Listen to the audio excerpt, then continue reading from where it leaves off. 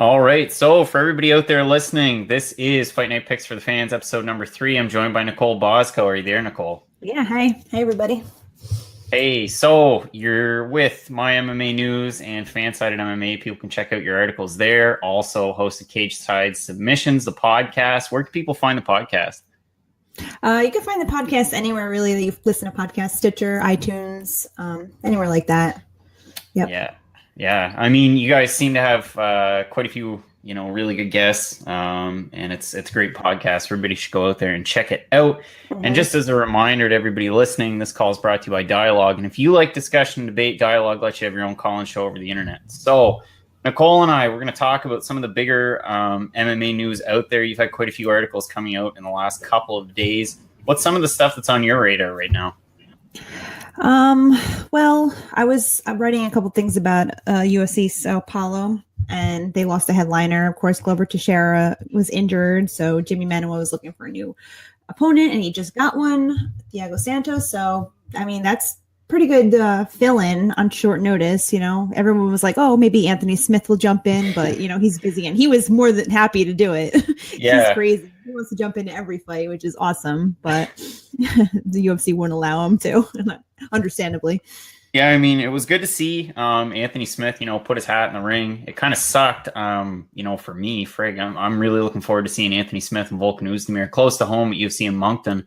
But, Thiago Santos said he was going to move up a weight class, and it's looking like he is against Jimmy Manuwa. And I think it's going to be a really good matchup. I mean, a lot of people kind of slept on Thiago Santos after he got knocked out by David Branch earlier on this year. But, I mean, he had a run where he won 4 in a row in about the span of a year, all by TKO. And now he's back on that train. So it's good to see him in that fight. Yeah, I agree. It's a good last minute thing and good fight altogether. Like, that he's moving up in weight. It's kind of like gets sketchy because I think he's ranked like, I don't know, number 12 or something like that. And now moving up to face Jimmy Manuwa. It's like, that happened with, I want to say Paul Felder when he jumped up to face Mike Perry. He lost that fight and then he lost his ranking. Even though he jumped up a weight class, like that loss shouldn't count. So it's like you're kind of still taking a gamble moving up. If you get the loss, it shouldn't affect really your place in the rankings, but it could. So it's like you're taking a risk either way. So yeah, exactly. I mean, Santos being ranked 12th, it was a gamble for him to take the fight against Kevin Holland. Really, I mean, guy coming over from Dana White's Tuesday Night Contender Series.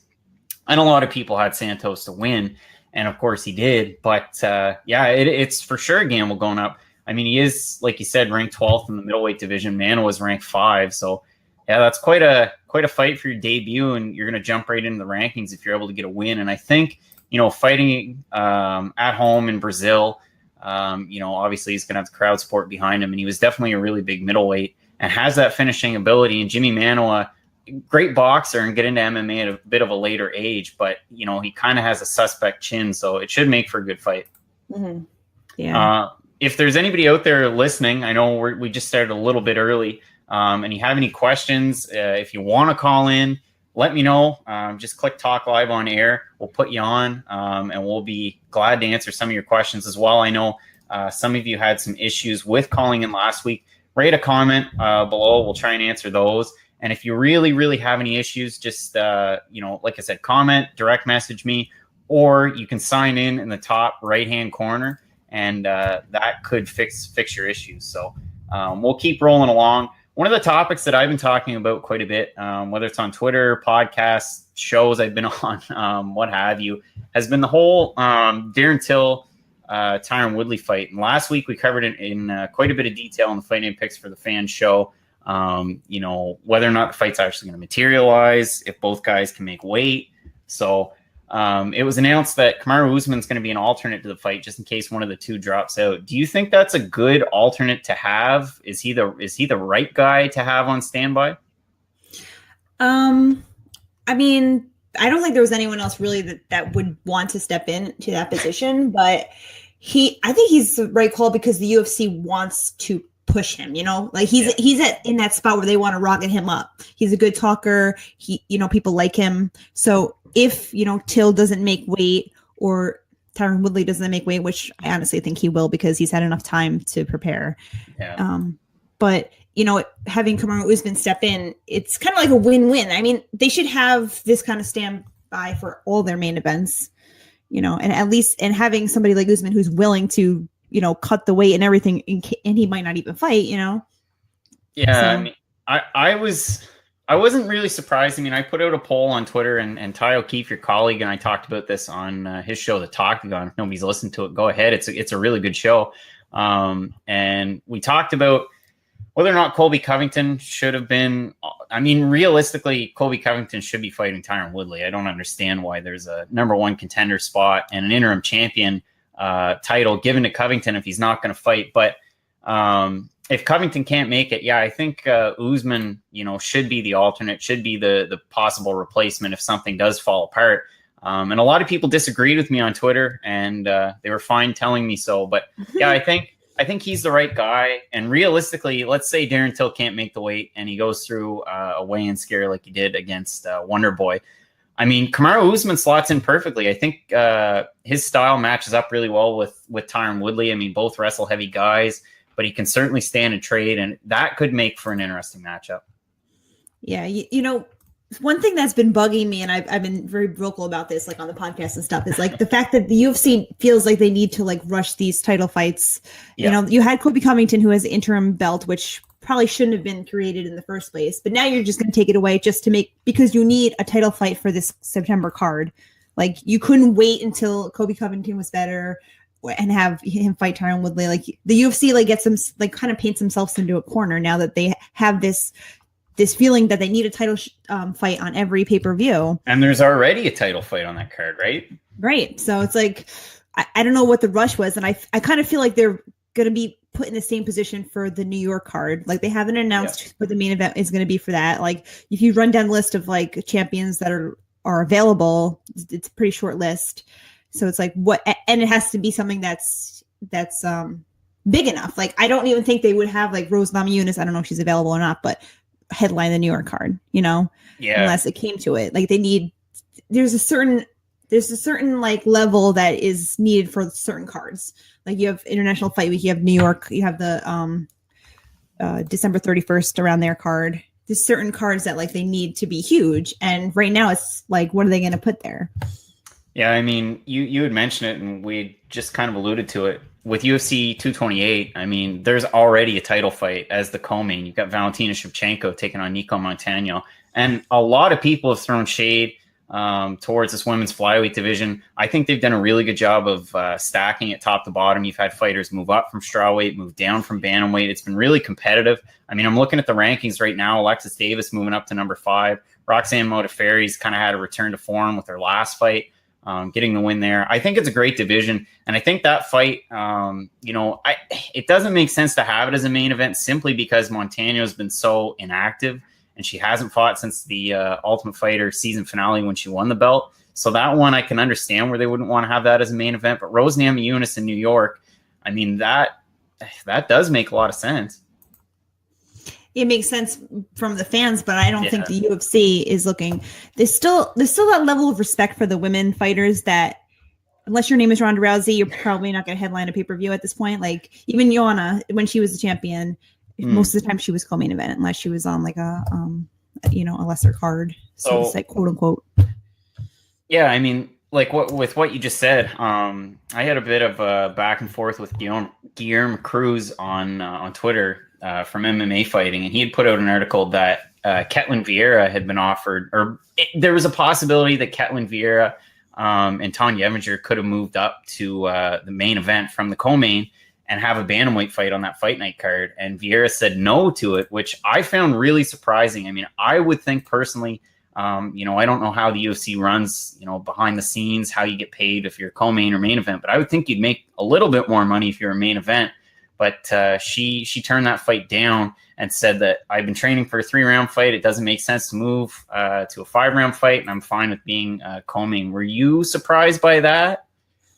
Yeah, I was surprised by that. But you don't know what's happening behind the scenes. Maybe she has like some sort of an injury that she's trying to you don't really know what's happening, or she has like a game plan that lessens as they go on. Like, you know, Tanya Evinger maybe gets better in the later rounds. I'm not sure what her stats are, but you know, she has some reasons behind that. But I would think, like, if you're for really going for it, like, why not get out there and go for the main event? But yeah, there's got to be some kind of reason. Yeah, I was really surprised, and at the same time, you know, when I had heard that this fight was actually going to be co-main event, I was surprised. I mean, when I spoke with Tanya Evinger, geez, probably been about a month or so. She said she was coming back from multiple knee surgeries, and she was looking to get cleared for competition. So good for her. And I mean, this is a tough matchup for her coming. Her last fight was against Cyborg for the championship, so she hasn't fought since then. And Ketlin Vieira, I mean, ranks second in the bantamweight division. She's a force. That's a tough fight. Yeah, it is a tough fight, and especially Evinger hasn't fought in the 135-pound division in the UFC yet. Like he's jumping straight into like the Shark Tank, you know? Yeah. So props on her. Yeah. I mean, she had a lot of really tough fights in Invicta. I believe she went 7-0-1, and the one no contest was Yana Kunitskaya fight, and she beat her in another one of her fights. So she's fought tough competition before in Invicta. And it'll be interesting in that women's bantamweight division to see what happens. And again, I mean, you know, kind of talking about it, Amanda Nunes and Cyborg, whether or not we get to see that fight before the end of the year. Yeah, I don't know if we're going to see that fight. I know they both say they want it, but I'm not completely like believing that. I think Cyborg wants it because honestly, she doesn't really have much other choice at this point. So of course she's gonna want it. Amanda Nunes, I think she wants to be she wants a big fight. I think she wants to get paid, but I'm not sure she's completely ready to face Cyborg like in her head. You know, she's kind of like playing it safe at this point. And I kind of agree with her because she wants to keep the belt, even though it would be moving up to 145, so she'd have another chance. Yeah. But you know, she's kind of playing her career smart at this point. She's not exactly the most well-liked fighter by the UFC or the fans. So, you know, if she's kind of taking the turn as the bad guy, you know, why not just string it along as much as you can? I think maybe in December, she's pushing it to December, but so maybe in December they'll get this fight, but I don't see her like, you know, pushing for it. It'll be Cyborg is pushing for it, and she'll be like calling her out on social media and stuff like that. And eventually maybe it will get to her and she will sign. But I think we'll see somebody else fighting Amanda Nunes first. Like, I mean, home. Yeah, it's kind of tough. Like, I look at the UFC's women's featherweight division, and I look at PFL. I don't know if have you been following PFL much this year? A little bit. Yeah, I mean, I've watched the majority of the events, and a lot of the conversation when Kayla Harrison was competing this week, she's taking on Josette Cotton, who's a real women's lightweight, but you don't see a lot of women's lightweight fighters. Same goes for featherweight. I mean, there's not, like, if I'm looking at the UFC rankings right now and it says no rankings available for this section because you just have the champion. Yeah. And then as far as it goes, I mean, they're just kind of signing people, bringing people up. It's been tough for the UFC. So same thing's going on in PFL. And people were wondering, well, why don't we have, somebody's saying we've cut out, but I don't see any audio issues right now. But some people say, well, why don't they have Kayla Harrison headlining a PFL card? And I mean, to me, it makes sense that they don't, just because they don't have a women's lightweight division in PFL. It's not one of the divisions that's included in the playoff format. You know, Kayla Harrison could win 6 fights this year. She's not going to get a slice of that $10 million payout that they're going to have at the end of the year. So it'd be interesting to see. I mean, Kayla Harrison's a big lightweight too, and I'd really like to see her get some tough fights later on this year. It would make sense for them to look for next season, trying to put like a couple ladies together for her to actually include that into their season, like including that division into their season. I'm sure offering people $1 million will get them to move up a little bit. You know? For sure. And one other thing about Chris Cyborg, you know, Cecilia Breakhouse's last boxing fight. I mean, you know, first lady or Iron Lady of boxing. She's undisputed, undefeated, multiple division champ. So Chris Cyborg was in attendance for that fight, was wearing a shirt that said Cyborg Breakhouse Summer 2019. She wants to make a boxing debut. I had Heather Hardy on the show on YouTube this week, and I asked her that question. Do you think we'll see those two going at it in the boxing ring. And she kind of said, well, yeah, it makes sense. Money-wise, it makes sense. And there's a lot of people that say, well, no, it's not going to happen because Cyborg's under contract with the UFC. But at the same time, Conor McGregor fought in a boxing fight, and he's still with the UFC. So I think it's likely that could happen. I don't think it will happen while she's still with the UFC. No, this is my like hot take for the Cyborg situation. I think Cyborg's gonna fight. Like, what does she have? Like 2 or 3 more fights in the UFC. I think she'll leave the UFC. Maybe she'll go box. That's very likely. But then I think the UFC is going to do away with the 145-pound division and add 105. That's what I think is going to happen within the next 2 years. I mean, that's another kind of hot take with Fight Night Picks, and that was another one of the polls that I put out.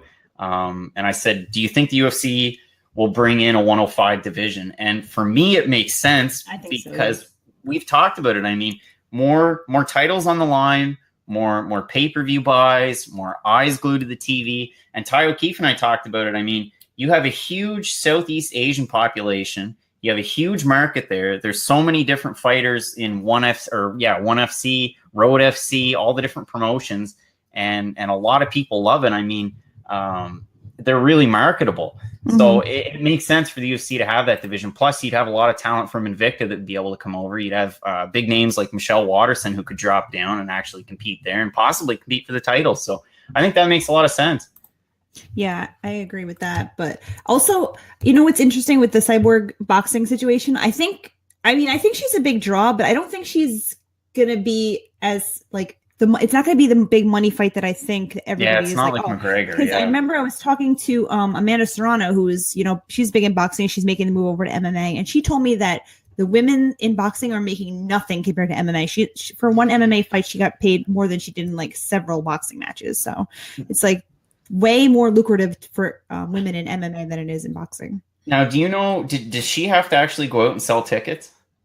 I don't know that. Because that was one of the things that I learned from talking to Heather Hardy. And she was also on the Middle Easy podcast in the last couple of weeks. And I was really surprised to hear that. Like she fights out her contract in New York, the promoters in New York. So that's why you see her fighting there, whether it's Barclays, MSG, wherever they end up having the fights. But she has to actually go out there, promote the fight, and sell tickets like by hand. I was really surprised to hear that. Wow. That a world-class boxer, multiple division champ boxer actually has to go out there and sell tickets. That's crazy, yeah. You don't see that in the UFC. But as far as New York's concerned, and you wrote a good article that just came out in the last couple of days.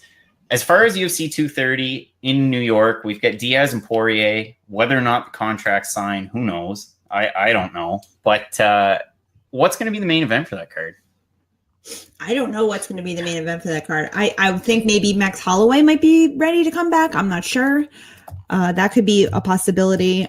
I've been spitting the John Jones thing. Yeah, that's what I'm waiting for.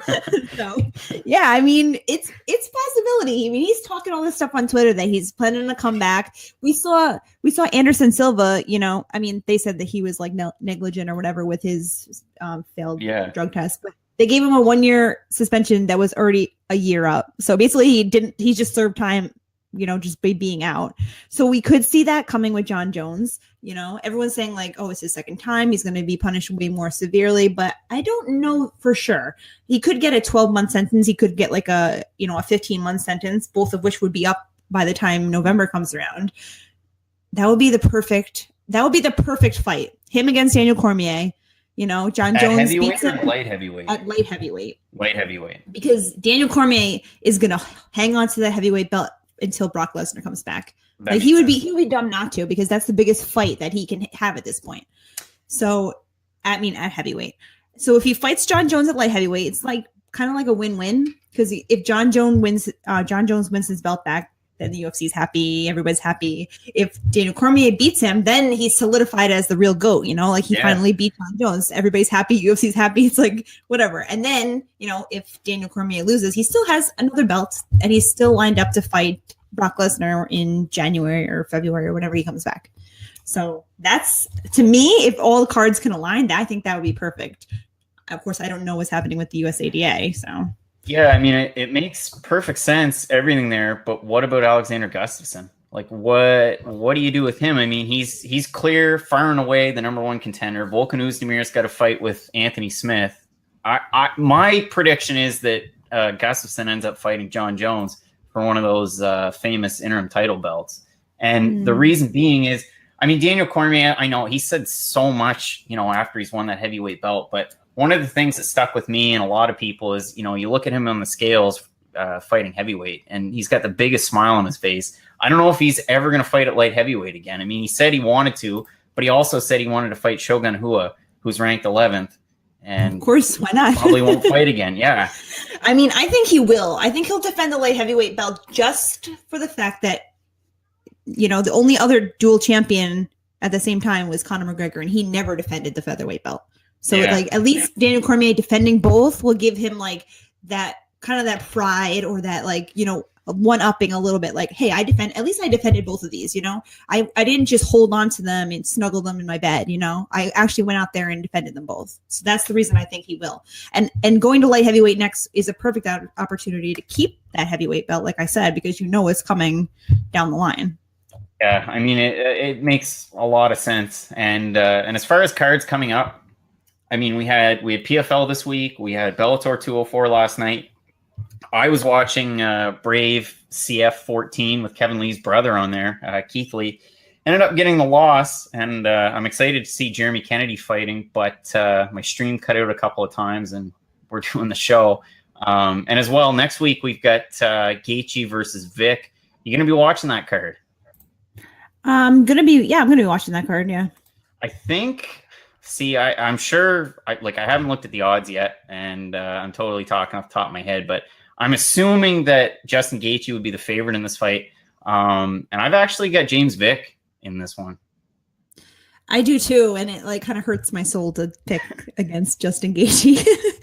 Because it's I wanted him to do so well when he came to the UFC, I've been a fan of his at World Series of Fighting and everything, and it just finally gets his shot in the UFC, and just wanted him, that first fight with Michael Johnson, it was like, oh my God, amazing. And then lost. And then it's like a third loss. What's going to happen if he really loses to James Vick? It's funny that Justin Gaethje is still ranked with the losses. I mean, the record he's had in the UFC, just coming over from World Series of Fighting, and then just like that, you're ranked. But actually, I'm looking at the odds right now. James Vick's running at about a minus 155 favorite, and Gaethje's plus 135. So not really surprised with those odds there. But yeah, I mean, I think if James Vick can control distance, he kind of throws that side kick and just kicks him away. And if Justin Gaethje, it's almost like a boxing block. I don't know. He just kind of puts his head down and blocks his face, but it's easy for opponents to hit him. I was going to say he doesn't block his face too well, actually. Yeah, like his we got a question down there from Ty O'Keefe. Think Gaethje really retires with a loss? Yeah, I do. How many fights did he say he was going to have left in him? 4, maybe? Yeah, I don't think he'll retire with a loss. I think he will fight one more time and kind of searching for a win. I think he'll retire after a win. Yeah, I mean, he's almost in dire straits with another loss. He won't main event a card again. But I mean, James Vick, Justin Gaethje, Andre Fili, Michael Johnson. So maybe, if that fight falls apart, but Michael Johnson making his move down to featherweight, taking on Andre Fili, and Johnson's a favorite in that fight. That one should be a good one. Yeah, that's a good one. Yeah. But Michael Johnson, he's a guy that, I'm a really big Michael Johnson fan just based on the wins that he's had before, but he's had such a rocky UFC career. I mean, you look at it, he knocked out Dustin Poirier, but then lost to Khabib, lost to Gaethje, lost to Elkins, lost to Diaz, Dariush. But yeah, he's been a really streaky fighter. Mm-hmm. But yeah, I think that's about it for UFC news. Is there anything that you wanted to add? No, I don't think so. I mean, we covered a lot here. I think we did cover quite a bit. So to anybody out there, if you had any issues trying to call in, or you missed, comments, you missed the show, make sure you reach out to either of us, really. And you can catch Nicole's work on FanSided as well as MyMMANews and the Cage Side Submission podcast. And if you're interested in hosting your own show, reminder that this call is brought to you by Dialogue. And if you like discussion debate, Dialogue lets you have your own call-in show over the internet. You can catch me with Fight Night Picks for the Fans. Every now and again, I have, kind of sporadic, just regular old Fight Night Pick shows where we bring on a guest. We talk some MMA. Last weekend, I had Owen Young from MMA Succa, and we talked about Brave CF and the European expansion of MMA. We've seen Bellator making some moves there as well, Cage Warriors and KSW.